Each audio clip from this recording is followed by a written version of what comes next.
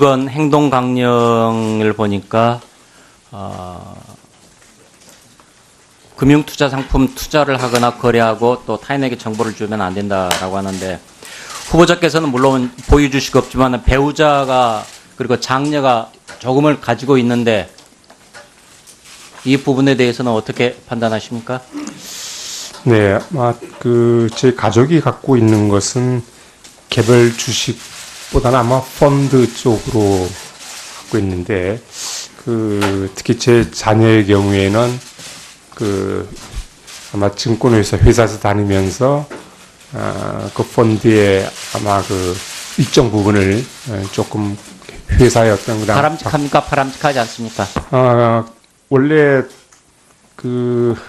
가급적 자제하는 게 좋다고 생각을 합니다. 그래서 처분시키실 겁니까? 처분시키시겠어요? 예, 지금 현재 하나씩 처분하고 있습니다. 네. 예, 그렇게 좀 해주시기 바랍니다. 네. 저희 한국은행 인사팀한테도 얘기를 제가 물어보니까 우회적으로 투자할 수 있지 않느냐라는 그런 것들이 있으니까 그런 네. 의혹을 살 수 있으니까 이 부분들 하루빨리 정리하시기 바랍니다. 네, 처분 들어가겠습니다. 네. 지난번 문화일보 오피니언에 이런 얘기를 한 적이 있습니다. 2013년 12월 달입니다. 분배 없는 성장은 결코 바람직하지 않지만 성장 없는 분배는 불가능하다. 역시 이 철학은 지금도 마찬가지입니까? 네, 분배와 성장이라고 하는 것이 꼭 어느 한쪽이 일방향 쪽으로 영향을 주는 게 아니고 선순환 구조가 필요하기 때문에. 선순환 구조, 이제 성장이 없으면 분배는 당연히 없는 거죠. 네, 그렇게 하고 또 분배도 잘 돼야만 또 성장 여력을 높이는 것도 사실입니다. 여기서는 지금 이 패자가 나오지 않도록 하려다 승자까지 나오지 못하게 하는 것은 아닌가 하는 관점에서 규제 정책을 접근할 필요가 있다라는 이런 것들 쭉 해서 성장 우선적인 관점을 가지고 있는 것으로 보이는데 맞습니까? 성장 우선보다 성장이 그 당시 상황에서 조금 뒤로 미뤄지는 그런 거를 제가 경계를 했던 겁니다. 성장 지상주의라기보다는 성장 우선. 현재 문재인 정부가 성장과 분배에서 균형을 잡고 있다고 보십니까? 아니면 어느 쪽에 치중하고 있다고 보십니까? 지금 현재는 그 전에는 성장 주도를 했으니까 이제는 좀 분배도 같이 겸하는 균형을 도모하려는 그런 차원으로 이해를 하고 있습니다. 성장의 애로사항으로 작용되는 거 아닌가요? 현재의 정책이? 저희들이 만약에 지금 현재 소위 분배와 성장의 선순환을 달성하기 위한 정책으로 예를 들면 소득주도 성장이라든가 이런 정책을 표방하고 있는데 그것이 원래 계획대로 잘 이렇게 좀 작동이 된다면 소득주도 성장은 경제 관료로서 경제 전문가로서 말이 되는 논리라고 보십니까? 소득주도 성장은 논리를 보면 나름대로 다 또 논리는 있다고 봅니다. 그래서 본인은 동의하십니까? 그런 주장도 다 논리가 성립하는 부분이 분명히 있는 거죠. 매경 프리미엄의 2014년에 쭉 이제 발언하신 것도 있는데 임금 상승은 신중해야 된다고 그때 말씀하셨는데 그 생각은 마찬가지죠? 기업에서 임금 상승은 신중해야 된다. 그건 당연한 얘기죠. 임금 상승은 그야말로 생산성을 토대로 해서 합리적인 방안에서 결정하는 것이 맞다. 제가 말씀드린 신중히는 그런 것일 겁니다. 임금이라는 게 원래 하방 경직성이 있는 건 당연한 것이고요. 네. 그렇기 때문에 기업에서는 신규 고용을 억제할 수밖에 없다라는 것들을 그러니까 다른 모든 가격이 하락하더라도 임금 부분에 대해서는 굉장히 신중할 수밖에 없다라는 게 기업의 입장이라는 거, 이건 맞는 지적 같습니다. 그래서 이제 그런 점에서 임금 상승의 신중성을 경고한 바가 있는데 이번에 지금 최저임금 16.4% 인상한 것은 적절하다고 보십니까? 네, 이제 다른 취지가 일단 아까 제가 말씀드렸듯이 이제 분배와 성장 선순환 차원에서 취한 조치이고 기업의 압박이 되고 있습니까? 안 되고 있습니까? 근데 이것이 물론 양면인 같이 봐야 될 것 같습니다. 최저임금 인상은 분명히 전혀 기업의 압박은 안 된다. 기업에서는 비용 상승 요인이 되지요. 비용 상승 요인이 됩니다. 그런데 그 압박의 정도로 어느 정도로 보십니까? 그 판단은 저희들이 조금 이제 최저임금이 시작된 지 얼마 안 되기 때문에 그에 따른 효과는 조금 더 이제 지켜보고 아마 판단하는 게 맞지 않을까 생각합니다.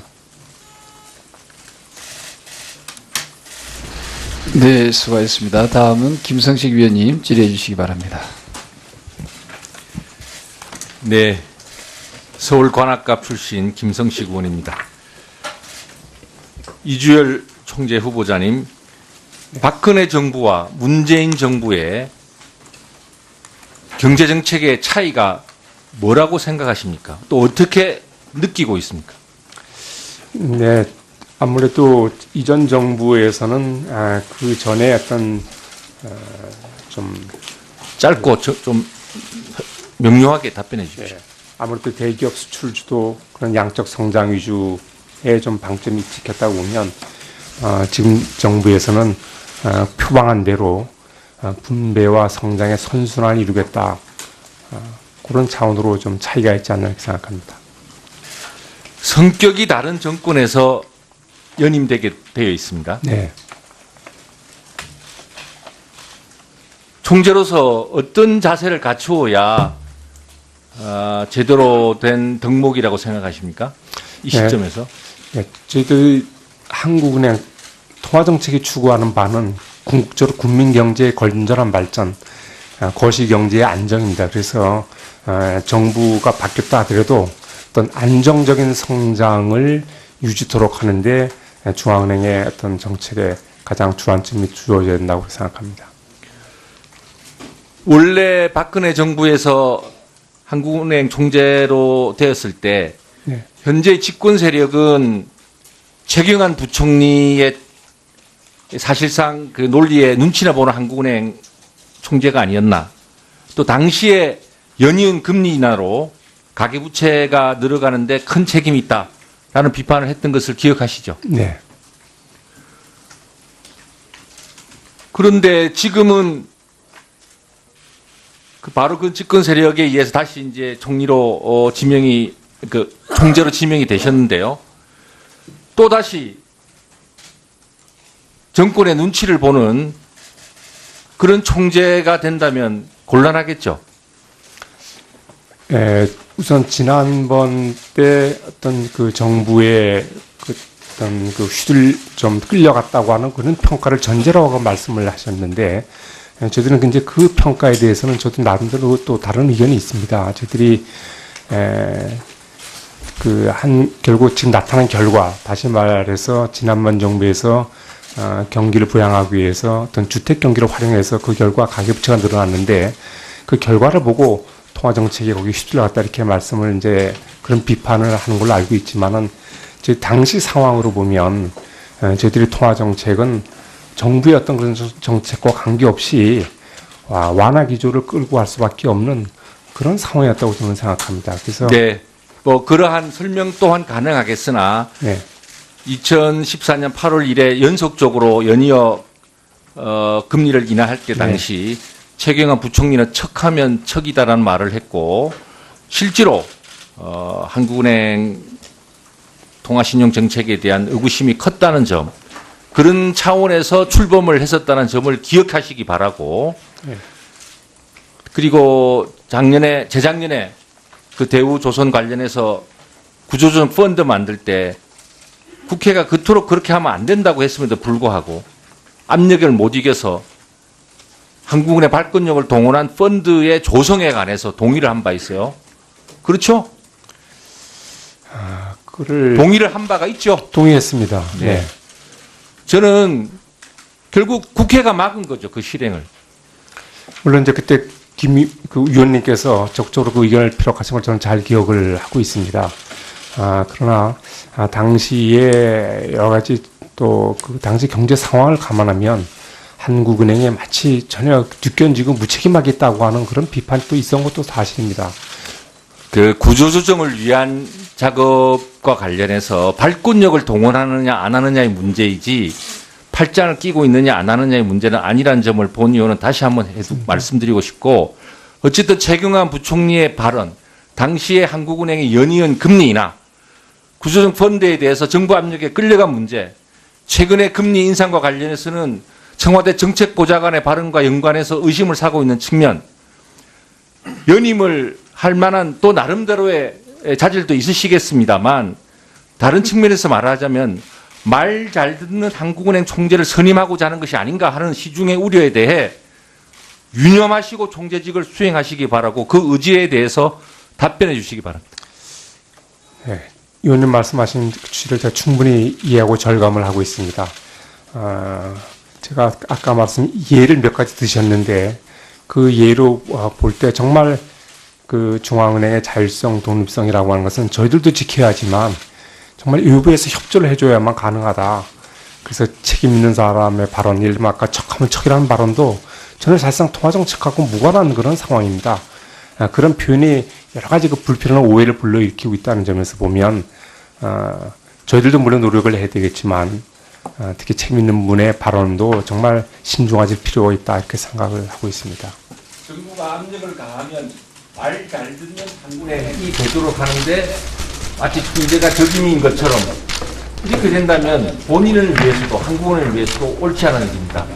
분명한 한국은행 총재로서의 중립성을 지키고자 하는 자세, 정부 정책이 잘못 갈 경우 분명히 비판적 소통을 하고자 하는 자세에 대해서 다시 한번 한 말씀해 주십시오. 네. 제가 거듭 말씀드립니다만 저희 연민지명 배경에서도 통화정책의 중립성, 자율성을 강조했기 때문에 저는 그거를 그렇게 하라는 뜻으로 알고 거기에 충실하도록 하겠습니다. 네, 수고하셨습니다. 다음은 엄영수 위원님 질의해 주시기 바랍니다. 그래서 결정하는 것이 맞다. 아마 제가 말씀드린 신중히는 그런 것일 겁니다. 임금이라는 게 원래 하방 경직성이 있는 건 뭐 당연한 것이고요. 네. 그렇기 때문에 기업에서는 신규 고용을 억제할 수밖에 없다라는 것들을 쭉, 그러니까 다른 모든 가격이 하라고 하더라도 임금 부분에 대해서는 굉장히 신중할 수밖에 없다라는 게 기업의 입장이라는 거, 이건 뭐 맞는 지적 같습니다.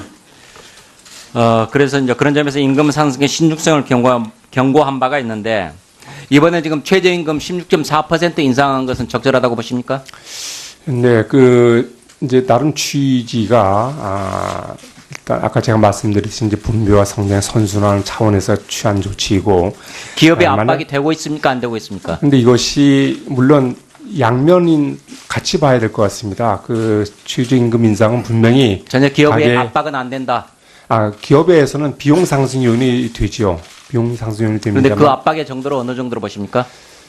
그 판단은 저희들이 조금 이제 최저임금이 시작된 지가 얼마 안 되기 때문에 그에 따른 효과는 조금 더 이제 지켜보고 아마 판단하는 게 맞지 않을까 생각합니다.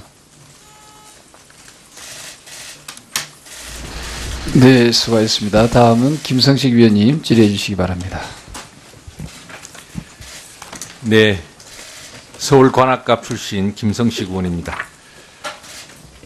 이주열 총재 후보자님, 박근혜 정부와 문재인 정부의 경제정책의 차이가 뭐라고 생각하십니까? 또 어떻게 느끼고 있습니까? 네, 아무래도 이전 정부에서는 그 전에 어떤 좀 짧고 좀 명료하게 답변해 주십시오. 네, 아무래도 대기업 수출 주도 그런 양적 성장 위주의 좀 방점이 찍혔다고 보면 지금 정부에서는 표방한 대로 분배와 성장의 선순환을 이루겠다. 그런 차원으로 좀 차이가 있지 않나 생각합니다.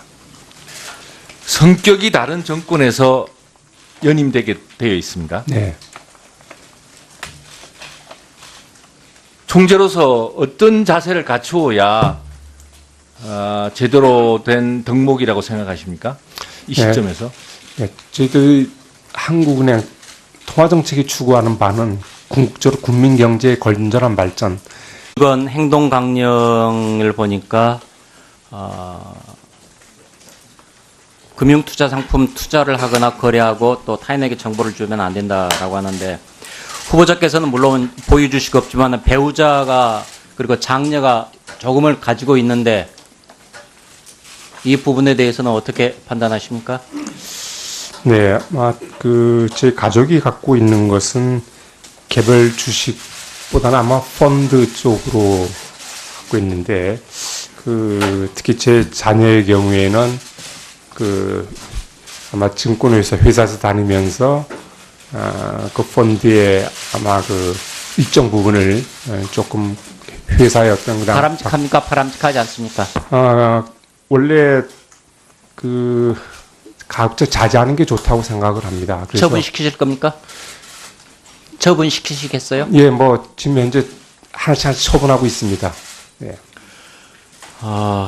예, 그렇게 좀 해주시기 바랍니다. 네. 저희 한국은행 인사팀한테도 얘기를 제가 물어보니까 우회적으로 뭐 투자할 수 있지 않느냐라는 그런 것들이 있으니까 그런 네. 의혹을 살 수 있으니까 이 부분들 하루빨리 정리하시기 바랍니다. 네, 처분 들어가겠습니다. 예. 지난번 문화일보 오피니언에 이런 얘기를 한 적이 있습니다. 2013년 12월 달입니다. 분배 없는 성장은 결코 바람직하지 않지만 성장 없는 분배는 불가능하다. 역시 이 철학은 지금도 마찬가지입니까? 네, 분배와 성장이라고 하는 것이 꼭 어느 한쪽이 일방향 쪽으로 영향을 주는 게 아니고 선순환 구조가 필요하기 때문에 선순환 구조인데 성장이 없으면 분배는 당연히 없는 거죠. 네, 그렇게 하고 또 분배도 잘 돼야만 또 성장 여력을 높이는 것도 사실입니다. 여기서는 지금 이 패자가 나오지 않도록 하려다 승자까지 나오지 못하게 하는 것은 아닌가 하는 관점에서 규제 정책을 접근할 필요가 있다라는 이런 것들을 추구해서 성장 우선적인 관점을 가지고 있는 것으로 보이는데 맞습니까? 성장 우선보다 성장이 그 당시 상황에서 조금 뒤로 미뤄지는 그런 거를 제가 경계를 했던 겁니다. 성장 지상주의라기보다는 성장 우선. 현재 문재인 정부가 성장과 분배에서 균형을 잡고 있다고 보십니까? 아니면 어느 쪽에 치중하고 있다고 보십니까? 지금 현재는 그 전에는 성장 주도로 했으니까 이제는 좀 그 분배도 같이 겸하는 균형을 도모하려는 그런 차원으로 이해를 하고 있습니다. 성장의 애로상으로 작용되는 거 아닌가요? 현재의 정책이?